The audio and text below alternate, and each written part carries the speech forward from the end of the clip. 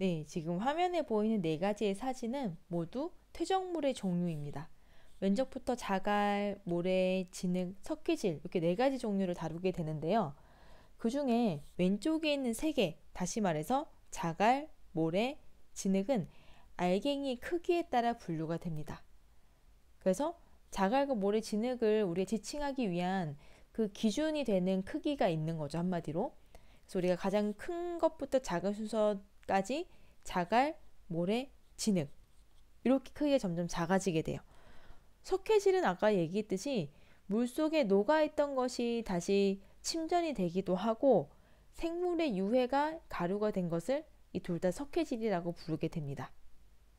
그러면 재료는 이미 준비가 됐는데요.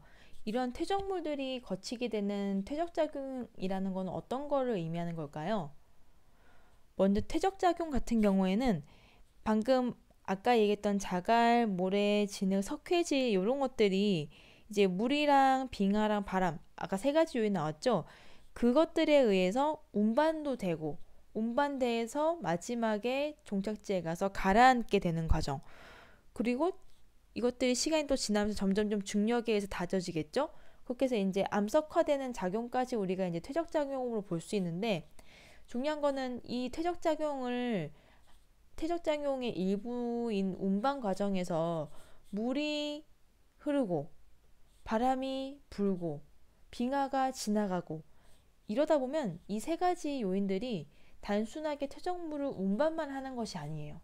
어떤 일도 같이 하게 될까요? 맞아요. 이 집안을 물이 쓸고 가고 바람이 쓸고 가고 빙하가 긁고 가기 때문에 사실은 풍화 침식 작용도 동시에 일어나게 됩니다. 그렇기 때문에 단순하게 운반이랑 가라앉는 작용만 일어나지 않는다는 거죠. 퇴적작용이 발생할 때. 무튼 방금 발생한 알갱이들인 자갈, 모래, 진흙, 석회질 이런 것들이 물이랑 바람이랑 빙하에 의해서 운반이 되고 그 다음에 운반된 것이 가라앉고 다져지고 이런 것들을 우리가 퇴적작용이라고 부릅니다. 자, 그럼 이제 퇴적이 됐어요. 드디어 오랜 시간 동안 인고의 시간을 거쳐서 이 퇴적물들이 퇴적암화되었어요. 그럼 이제 그때부터는 명칭을 다르게 불러줘야겠죠? 알갱이였다가 커다란 덩어리 됐으니까 진화했으니까 그럼 이때 재료에 따라 암석의 이름이 결정되게 됩니다. 선생님이 누누이 어휘력이 중요하다고 얘기했죠? 만약에 여러분들이 한자를 쓰지는 못해도 대충 어떤 한자들이 있다는 것을 알기만 하면 재료 이름만으로도 암석의 이름을 유추할 수 있고 암석의 이름만으로도 퇴적물을 유추할 수 있습니다. 자, 자갈이라는 뜻을 가진 한자어는 어떤 것이 있나요? 자갈, 력자가 있죠. 그래서 우리가 자갈로 만들어진 암석들을 려감이라고 합니다. 근데 우리 려감이라고 안 하죠? 여감이라고 하죠. 근데 여기서 중요한 거는 자갈로만 만들어지는 것이 여감이 아니에요. 여러분 생각해 보세요. 만약에 선생님이 자갈 10개를 주고 잘 다지고 뭉쳐서 돌로 만들어 와봐 했을 때 여러분 그거 가능하겠어요? 백날 뭉쳐봐도 절대 자갈끼리는 뭉쳐지지 않아요. 그래서 자갈이 뭉쳐지려면 사실 모래나 진흙이나 이런 것들의 도움이 필요해요. 하지만 일단 그 뭉쳐진 암석 속에 자갈이 이제 주로 들어가게 되면 우리가 그것을 여감이라고 부를 수 있는 거죠. 자, 두 번째, 모래가 주 재료예요. 모래의 뜻을 가진 한자는 뭐가 있을까요? 그렇죠. 모래 사자죠. 사실 선생님도 쓸 줄은 몰라요. 모래 사자인데 모래가 주로 이루어진 암석을 우리가 사암이라고 부르게 됩니다. 또 물어볼게요. 선생님 여러분한테 모래를 한 포대 주고 모래만 뭉쳐서 돌 만들어 와봐 했을 때 가능하겠어요? 절대 불가능해요. 최소 물이라도 부어주던가 아니면 진흙이 있어야만 모래도 모래끼리 뭉칠 수 있게 됩니다. 그래서 모래로만은 절대 사암이 될 수가 없고요. 모래가 주로 있을 때, 모래가 많이 함유되었을 때 우리는 그것을 사암이라고 볼 수 있게 됩니다. 자, 그 다음 진흙. 진흙의 뜻을 가진 한자는 니가 있어요. 니, 진흙, 니. 근데 우리 아까 려감과 마찬가지로 니암이라고 안 하겠죠? 진흙이 재료인 암석은 이암입니다. 그런데 이 이암이 어떤 상태냐에 따라서 이암으로 부를 수도 있고 셰일이라고 부를 수도 있어요. 근데 이 이암이라는 것은 이제 어떤 특징이냐면 진흙이 잘 섞여서 굳어진 암석을 이암이라고 하고 셰일 같은 경우에는 그 진흙이 재료이긴 한데 잘 보면 줄무늬 같은 게 보이는 거예요. 층이 져 있는 거죠. 그래서 진흙이 층이 져서 쌓여진 만들어진 암석은 우리가 이암이라고 부르지 않고 셰일이라고 불러야 돼요. 두 암석은 재료는 같지만 상태가 다르기 때문에 엄연히 다른 암석입니다. 오른쪽에 있는 석회질 같은 경우에는 두 가지 유형이 있다고 했죠. 물속에 녹아있던 침전물이 다시 굳어져서 생긴 석회질일 수도 있고 생물의 유해가 석회질이 될 수도 있다는 거. 그 갑각류나 그런 조개 껍데기 같이 껍데기 있는 친구들 있죠. 그런 석회질 같은 경우에는 굳어지면 간단합니다. 석회암이 됩니다. 자, 이렇게 해서 지금 제일 중요한 거는 퇴적암 파트에서는 어떤 퇴적물이 어떠한 과정을 거쳐서 어떠한 암석이 되느냐예요. 그래서 우리가 지금 주요 중요한 내용은 다 얘기를 했는데 사실 진짜 중요한 내용이 남았어요. 이어서 한번 볼까요? 네, 바로 퇴적암에서만 볼 수 있는 특징인데요. 그 중에 하나가 바로 층리입니다.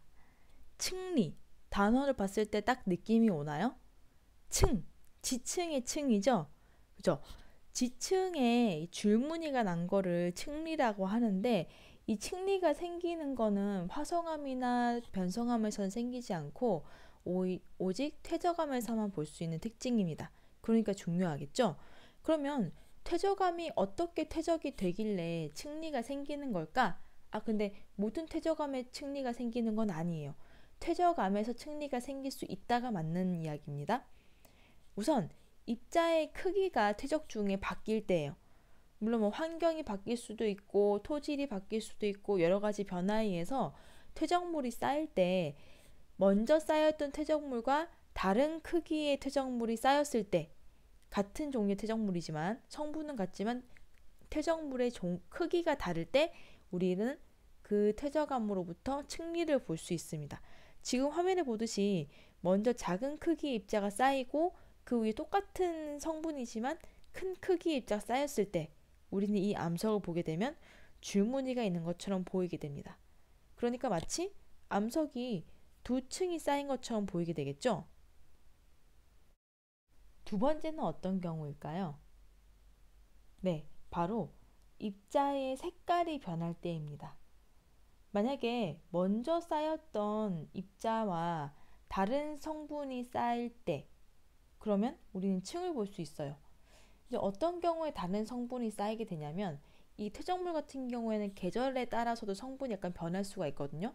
혹은 뭐 기후 변화일 수도 있고 어쨌든 이런 여러 가지 요인에 의해서 깔려있던 위에 집안의 성분이 달라지게 되면 당연히 그 집안 성분에 따라서 깎여나간 퇴적물의 종류 달라지겠죠. 그렇게 되기 때문에 지금 화면에서 보는 것처럼 먼저는 황토빛깔의 퇴적물이 쌓였다가 그 위에 좀 적색 빛깔의 퇴적물이 쌓이게 되면 우리는 이 퇴적물들이 다져졌을 때 줄무늬를 볼 수 있게 된다는 뜻이죠. 입자의 크기는 거의 비슷하지만 성분이 다르기 때문에 두 개의 층이 나타나게 됩니다. 그래서 위에 있는 경우와 아래에 있는 경우 모두 우리는 암석에서 층리를 볼 수 있습니다. 그럼 아까 얘기했듯이 언제 진흙이 뭉쳐졌을 때 암석화됐을 때 셰일이 되고 언제는 이암이 될까요? 바로 퇴적되는 당시에 그 물의 상태예요. 아까 우리 물로 운반되어 가야 된다고 했는데 물이 잔잔한 곳이냐 아니면 요동이 심한 곳이냐에 따라서 셰일이 될 수도 있고 이암이 될 수도 있습니다. 어떤 상황인지 한번 보면 먼저 잔잔한 곳에 퇴적물이 쌓이게 될 때 첫 번째 퇴적물이 한 차례 쌓이고 그 다음에 퇴적물이 쌓이게 될 때 보면 만약에 성분이 뭐 다른 거든 알갱이가 다르든 어쨌든 먼저 쌓이게 된 퇴적물과 나중에 쌓이게 된 퇴적물은 층을 이루게 돼요. 왜냐하면 이미 먼저 쌓였던 것이 다져지는 과정을 봤기 때문에 나중에 쌓이게 된 퇴적물과 함께 섞인 상태로 쌓일 수가 없게 되는 거죠. 그래서 줄무늬를 볼 수 있는 셰일이 퇴적되게 됩니다. 반면에 물이 요동치는 곳, 물살이 세고 바람이 많이 불어서 물의 수면이 자주 일렁이는 곳 같은 경우에는 이곳에 쏟아지는 퇴적물이 바로 가라앉을 수가 없어요. 그래서 먼저 가라앉았던 퇴적물도 한동안 바로 다져지는 퇴적작용을 받지 못하고 부유하게 됩니다. 근데 아직 이렇게 가라앉지 못한 상태에서 다음 퇴적물이 오게 되면 아마도 이 먼저 물속에 들어온 퇴적물과 나중에 들어온 퇴적물들이 같이 섞이겠죠. 그래서 어느 정도 섞이는 이렇게 시간을 공유하기 때문에 다져지는 작용을 비슷한 시기에 받을 수도 있게 돼요. 그렇기 때문에 셰일에 비해서는 두 가지 종류의 퇴적물들이 같이 섞인 상태에서 다져지기 때문에 하나의 덩어리를 보일 수 있다는 거죠. 화면처럼요. 그래서 이런 경우에는 먼저 쌓인 퇴적물과 나중에 쌓인 퇴적물의 경계가 없어지게 됩니다. 그러니까 셰일이 아니고 이암이 만들어지는 과정이 되겠죠. 그 다음에 이제 이러한 퇴적물이 쌓일 때 언제 화석이 만들어지느냐? 퇴적물이 쌓이고 있는 동안에 생물의 사체가 만약에 가라앉았다. 그러면 같이 다져지게 되겠죠. 그래서 우리가 퇴적암에서는 화석을 보게 될 수 있는 거예요. 퇴적암과 함께 퇴적작용을 받기 때문에 그 퇴적물 사이에서 같이 낑기겠죠. 다져지고 이런 여러 가지 과정을 얻다 보면 나중에 그 생물의 사체는 언젠가 썩어서 없어지기 때문에 빈 공간으로 남아 있다가 거기에 이제 다른 물질들이 채워지게 되면 선생님이 첫 번째 이 수업 앞부분에서 보여줬던 그런 영상 속의 사진, 여러 가지 화석 사진 많이 봤죠? 그런 식으로 생물의 사체 전체나 아니면 사체의 일부분 혹은 그것의 흔적들, 이런 다양한 종류의 화석을 볼 수 있게 됩니다. 오늘 우리가 배운 내용들은 어떤 내용이었냐면 퇴적물, 그리고 퇴적물이 받게 되는 퇴적 과정, 그리고 이것들이 만들어진 퇴적암, 퇴적암에서 볼 수 있는 특징 두 가지, 줄무늬와 화석이었죠. 줄무늬가 생기는 과정과 왜 이 퇴적암에서 줄무늬와 화석을 함께 볼 수 있는지, 이런 것들에 대해서 다뤄봤습니다. 퇴적암에 대한 내용은 오늘 여기까지 마치겠습니다. 감사합니다.